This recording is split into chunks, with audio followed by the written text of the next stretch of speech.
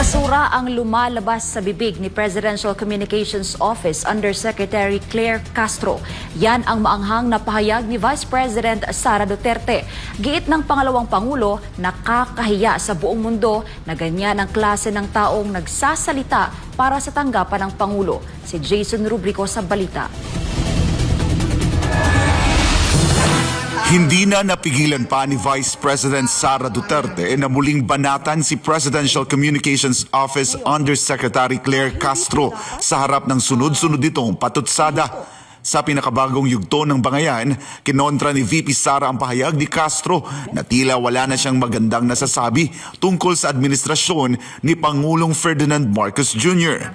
Giit ng Vice Presidente, hindi siya ang nagpasimula ng iringan. Depensa niya, nagsasalita lamang siya bilang tugon sa mga naunang maaanghang na komentong ibinabato ni Castro. Mga pahayag na para sa kanya ay walang laman kundi puro basura. Ganun din naman sa kanya, ma'am.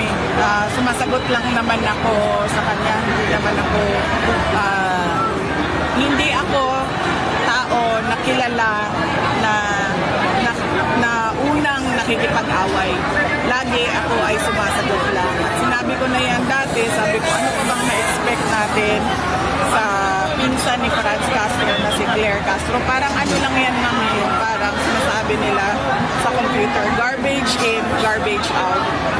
So, pumapasok sa kanya basura, lumalabas din sa bibig niya, basura lang. Hindi rin pinalampas ni VP Sara ang hamon ni Castro na iangat ang diskurso at gawing basehan ang datos imbes na politika. Pero giit ng pangalawang Pangulo, si Castro mismo ang unang gumamit ng politika at ng kapangyarihan ng Office of the President para umatake. Dapat sinasabi niya yan na sa sarili niya kasi siya yung unang-una na mumulitika gamit ang opisina ng Office of the President. Nakakahiya sa buong mundo na ganyan yung nagsasalita para sa opisina ng Pangulo.